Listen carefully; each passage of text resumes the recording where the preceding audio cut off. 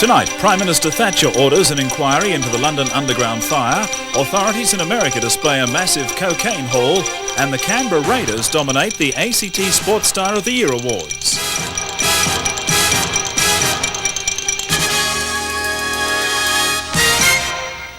Good evening and welcome to Australian Capital News.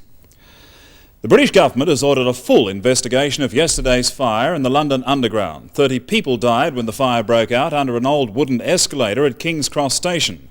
Today, Prime Minister Thatcher visited the scene of the tragedy. Down in King's Cross Station, they started hunting for clues, looking for something which might pinpoint the reason for the horrendous blaze, which for so many turned an ordinary night's trip home into a tragedy. British Prime Minister Margaret Thatcher went down into the remains of the station today, and she was shown what was left of the old wooden escalator. Somehow it caught fire. And this is the place where most people died, just one level below the road. The people came up the escalator there, but straight into a sea of fire and smoke, and they stood little chance of survival. A report from an expert 2 years ago said many of the London Underground stations were fire traps, and it was only a matter of time before people died in a blaze. Generally, London's Underground Railway has no smoke detectors, no fire alarms, no emergency exit signs, and no fire doors. And the one thing that could have helped last night, the maps of the station's labyrinth of tunnels, well, they were kept in the ticket office, one of the first places destroyed by the blaze. There was a delay because the fire was in the area where the maps were held. That's something we will be looking at to see if it can be improved or reviewed.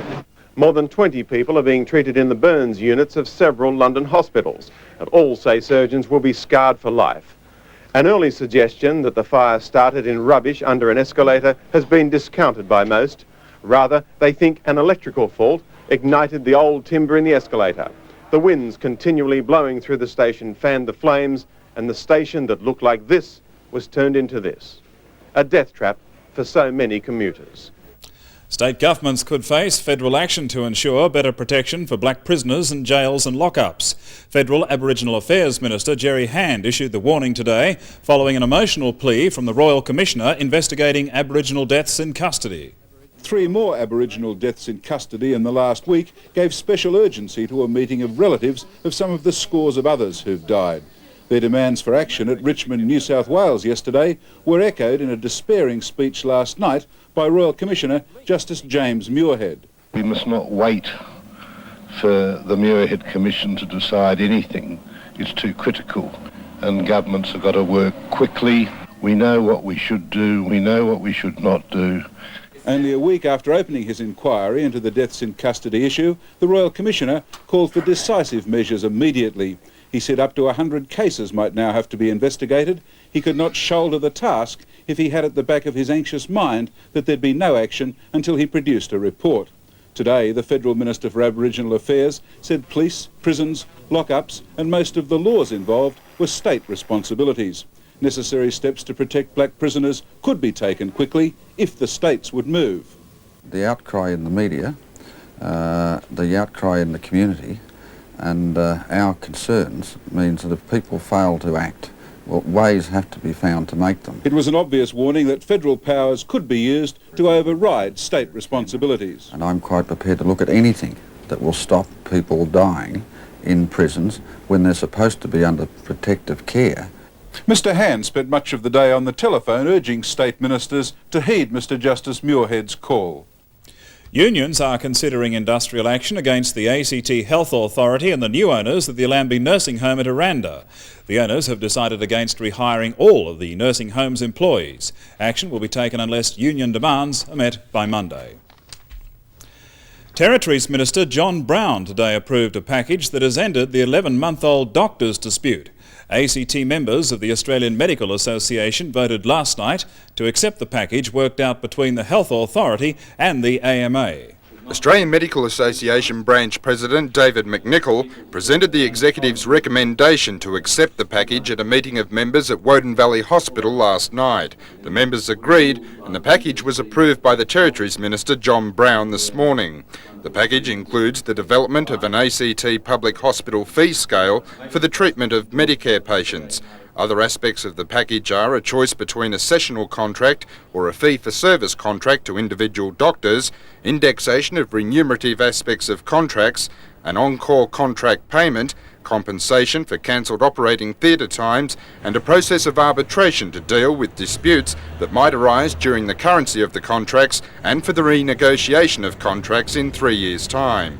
However, AMA President David McNichol believes the resolution could have happened months ago. Well, the stupidness about it is that the principles that we've agreed to within this package were agreed this time last year between us and the authority.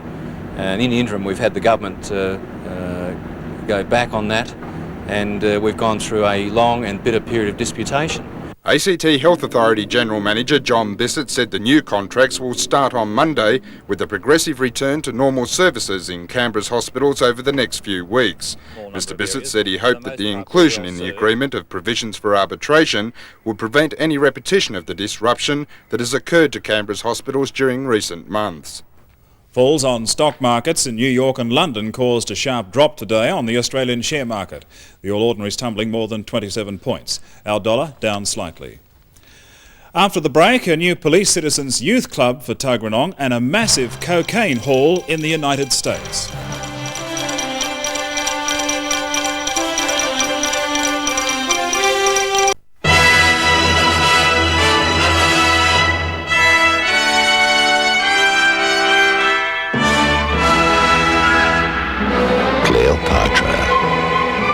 A soap, sumptuous as a cream, sensual as a perfume.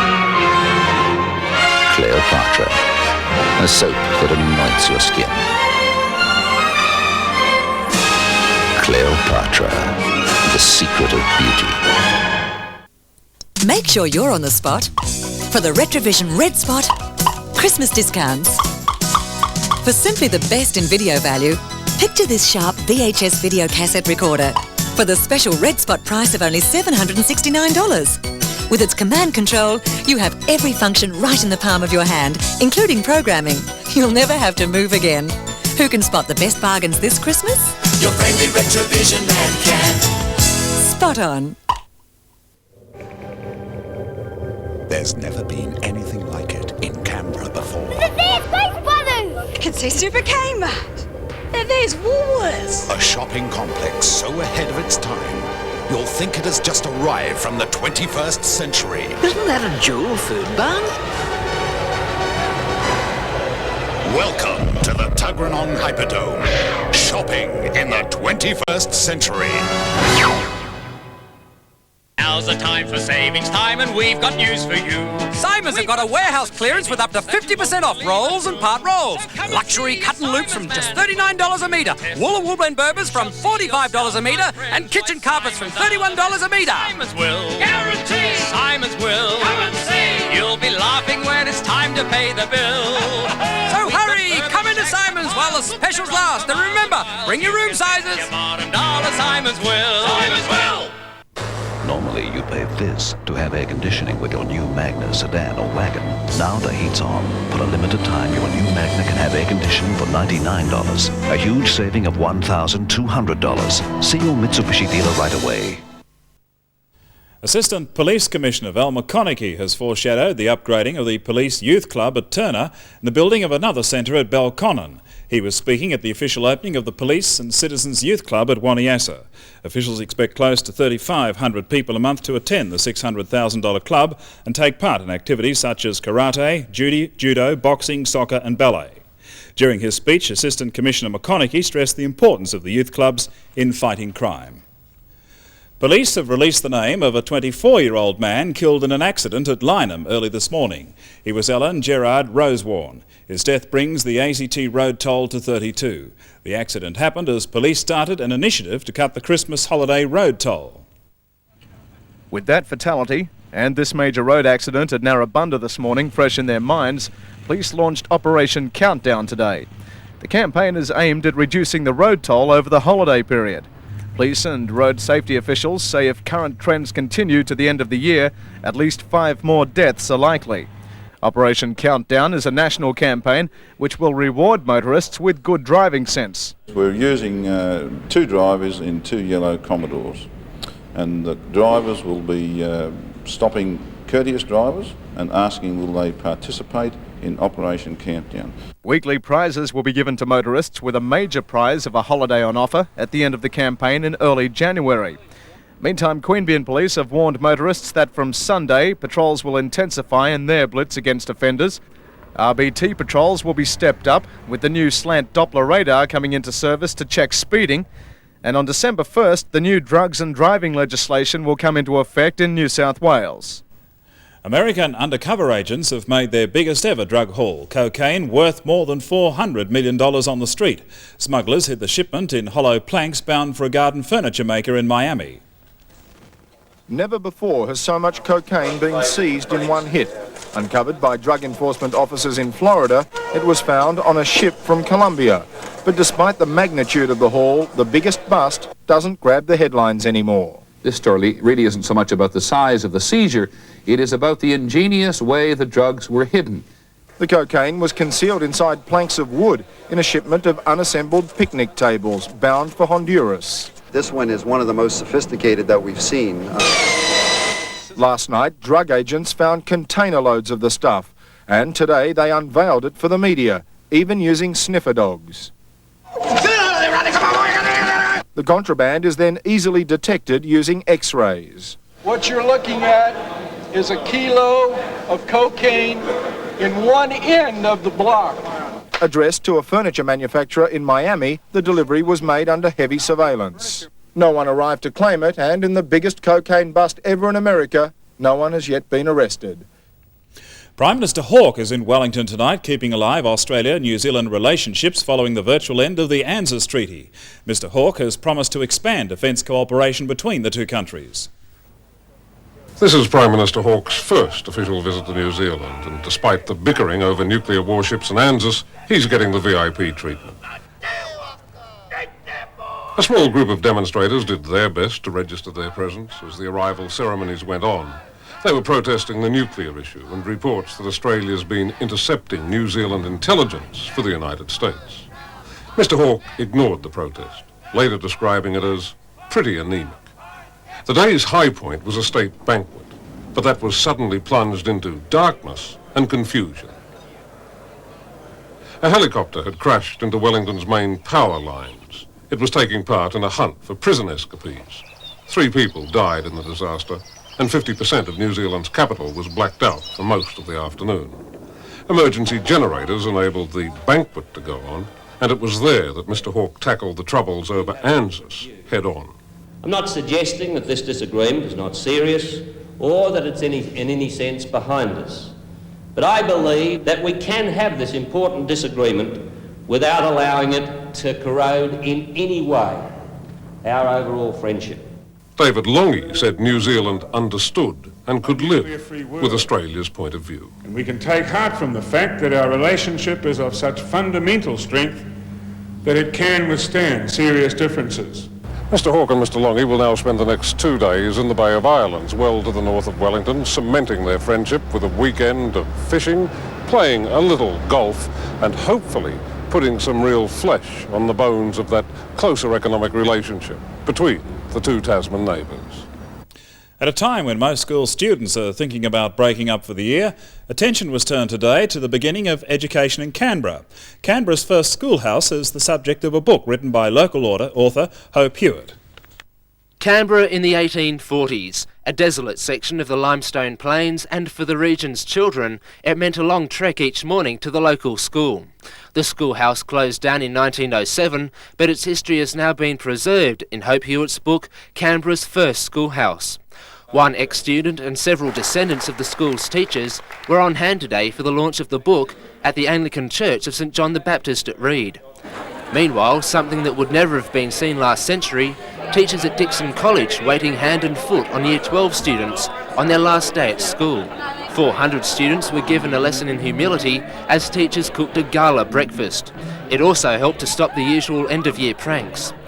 And it wasn't graffiti but art which motivated these Woden Valley High School students painting a giant mural at Woden Plaza. Unfortunately, it's only a temporary wall which will be removed in February. Governor-General today presented 17 young people with the highest level of award under the Duke of Edinburgh scheme. Expectant families look more nervous than the recipients as they receive their gold awards at Government House. The Duke of Edinburgh scheme in its 25th year encourages young people to participate in expeditions, hobbies and community service. And for the first time, a student from Woden Special School completed the gold award. Now with details in sport, Milton. Thanks Peter, good evening. Coming up, the latest Sheffield Shield scores and the Sports Star of the Year.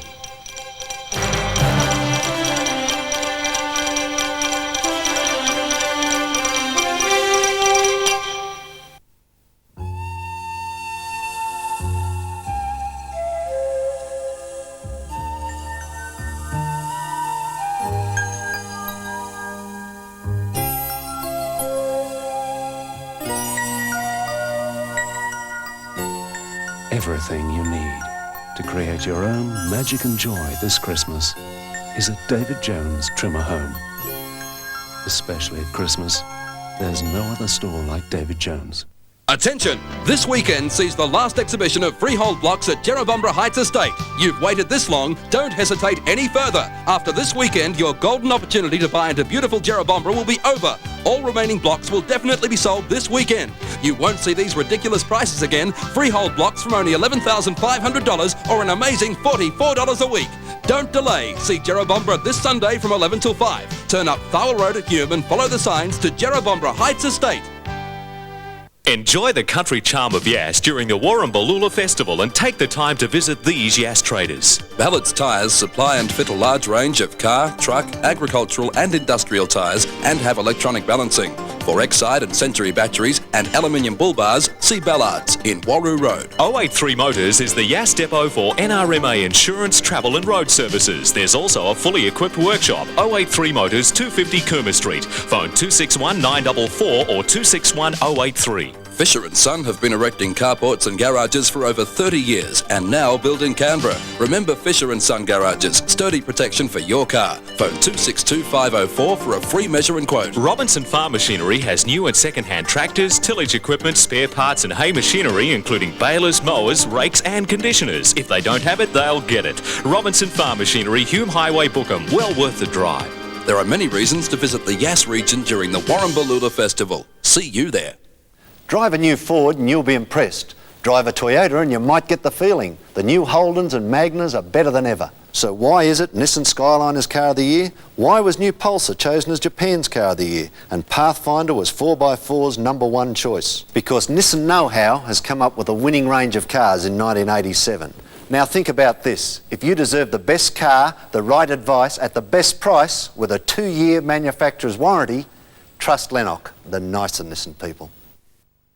For the Canberra Woodger Raiders, the honours just seem to keep coming. At last night's Sports Star of the Year awards ceremony held at the Canberra Rex, the Raiders were named Team of the Year, then overall Sports Stars. Almost 300 people from all walks of sporting life gathered at the Rex to honour the men, women, junior sports stars and athletes from the Institute of Sport who throughout the year had won monthly awards in their categories. They were also acknowledging the many teams who'd received monthly commendations. The big questions: who were the outstanding performers in those categories, and of those 5, who would be overall sports star? The first award was made to the winner of the new junior category. It went to outstanding young cyclist David Bink, who at the Australian Championships in March was named Champion of Champions. The title of AIS Athlete of the Year went to Walker Kerry Saxby, who in August won silver at the World Championships in the 10 kilometres event. Sportsman of the Year was Wally Masseur, and the Sportswoman National Orienteering Champion Jenny Bourne. When it was announced that yes, the Raiders had won the Team of the Year award, none were more happy than the club's patron Ros Kelly and former head coach Don Ferner.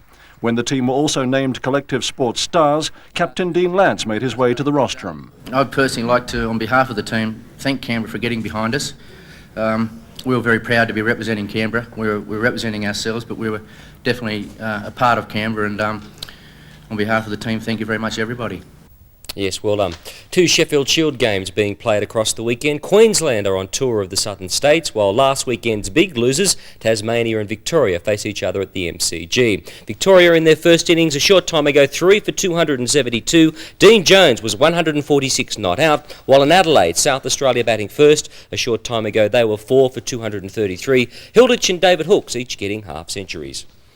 On to surfing, and from around the world they have come to Newcastle for the big BHP International. Hopes were high that whiz kid Nicky Wood could bowl over reigning world champion Tommy Curran, but today that was not to be. Newcastle Beach looked more like a school playground today. The kids had come to see their hero make it a hat-trick of wins over pro surfing's top dog, Tommy Curran of America. With all the pressure on his 17-year-old opponent, Curran was at his fluid and aggressive best. Carrying the hometown hopes on his shoulders, the usually mistake-free Bells Beach winner had a costly wipeout. Nicky's dad and godfather Mark Richards were still hopeful, while Curran pulled off the sort of manoeuvres that made him world champ. With only minutes to go in the half-hour heat, Nicky threw everything into his final waves. But the judges gave Curran the nod. He's now through to the third round, while for Nicky, a disappointing exit. Earlier, the crowd were treated to wave riding with an acrobatic flavour. Further out, the surf was right for standing up or sitting down, while this fellow had to time his tricks perfectly.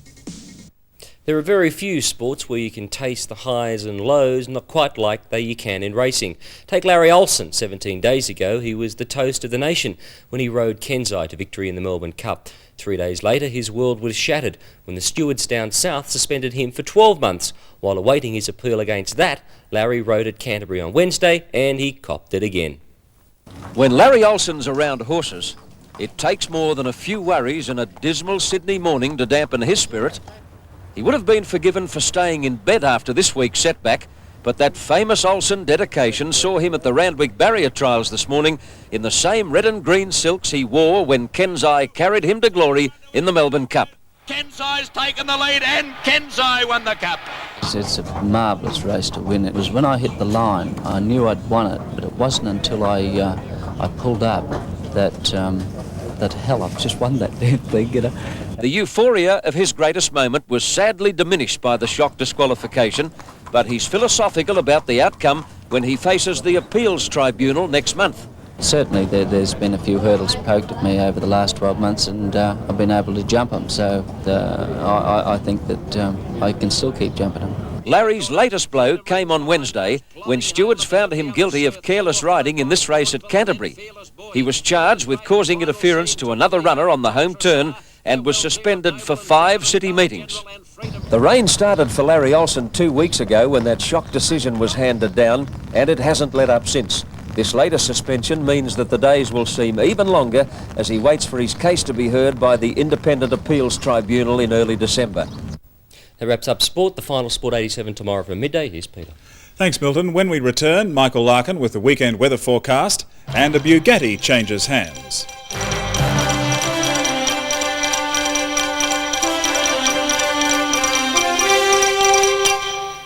For over 125 years, Australians have been investing in beautiful, high-quality pianos from Brash's music stores. Today, their buyers select pianos from all over the world, and prices start from under $2,000. And because you've always wanted a grand, this beautiful mahogany Royale is priced most reasonably. And remember, there's not a 10, but a 15-year warranty that covers every part of the piano. Brash's music stores. For pianos, they're probably perfect. Tuck will be here in 15 minutes. They want it moved straight away. See what we can do.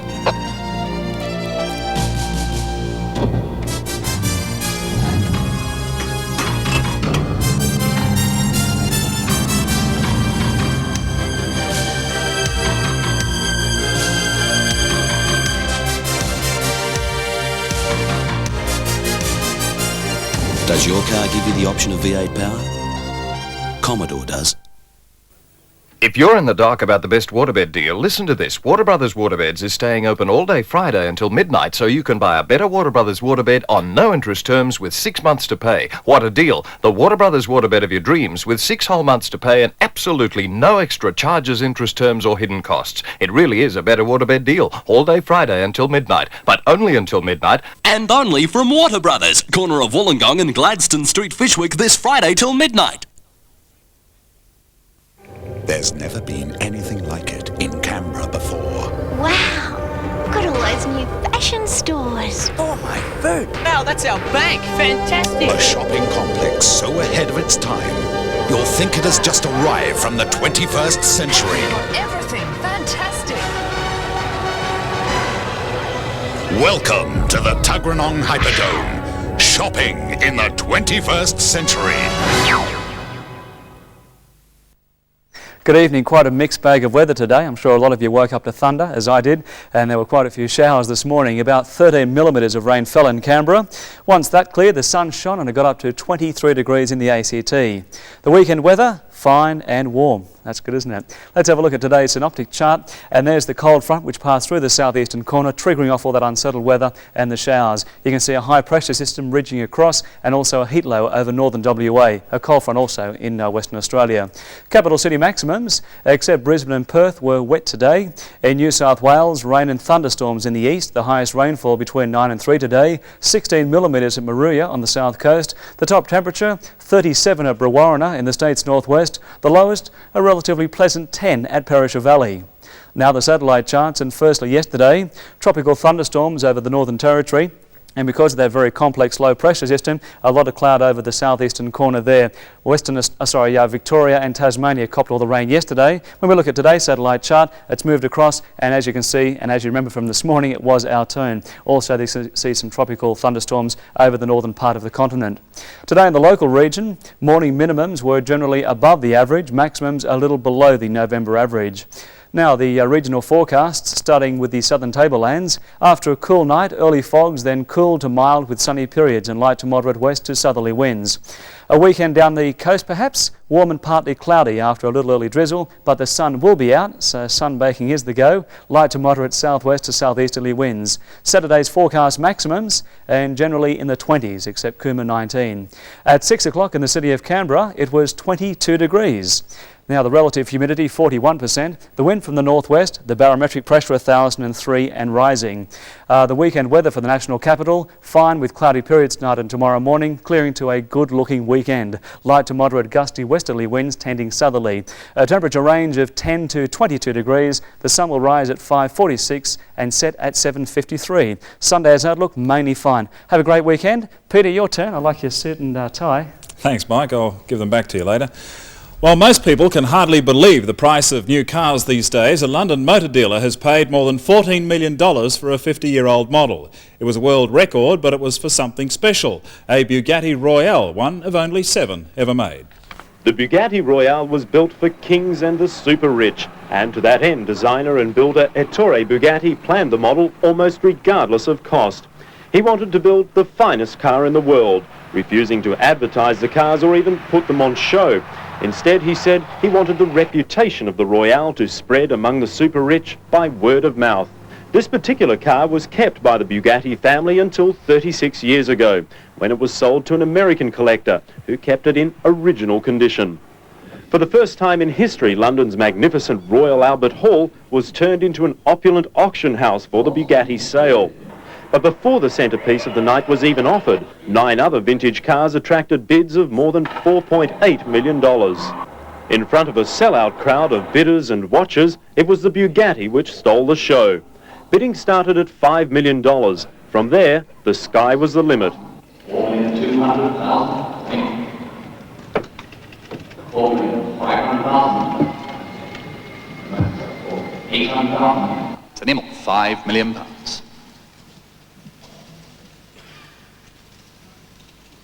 For you, sir, £5 million. The proud owner of the world's most expensive car is Nicholas Harley, a London-based dealer in vintage cars.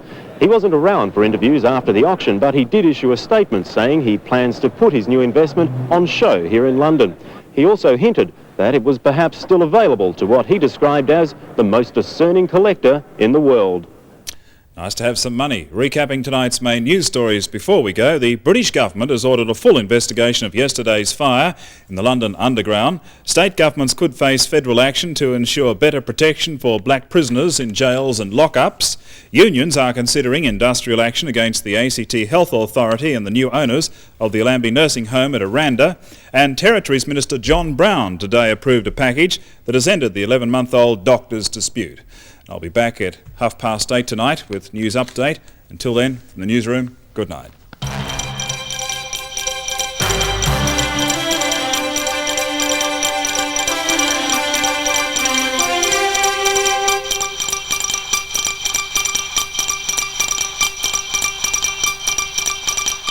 Hello, thanks for joining us. 2 weeks ago, an elderly Melbourne couple were run down by a car while out for an evening stroll. Their deaths were not just two more grim statistics in the road toll, they also highlighted another problem, and that is illegal drag racing. This so-called sport is not new. Kids have been doing it for years, but the machines are getting more powerful and the consequences are devastating. But as Debbie Byrne discovered, those behind the wheel have no intention of stopping. They hold regular illegal meetings looking for that extra thrill. By day, this stretch of bitumen echoes with the thunder of trucks. At night, the trucks disappear, but the noise is just as deafening. The public street is transformed to an illegal drag strip.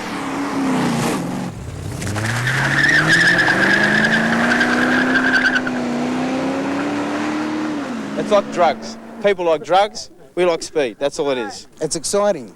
It's like the fastest roller coaster in the world. You can't beat it, and it's yours, you know what I mean? You're in control of it. The petrol heads have been gathering here twice a week for years, defying police, parents and public safety.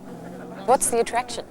Oh, just all the fast cars, the speed, I think. It's just, you know, why do you climb a mountain? And it's just great fun. It's a challenge. I want to compete with other people. I know who's better than me. Everyone. If there's somebody better than me, I'll try to beat him. I'll go home, do something on my motor and I'll beat him. If I can't, well, bad luck, I'm no good. I had a car 4 months before I had a licence. And everything started as soon as I got it, you know, drags.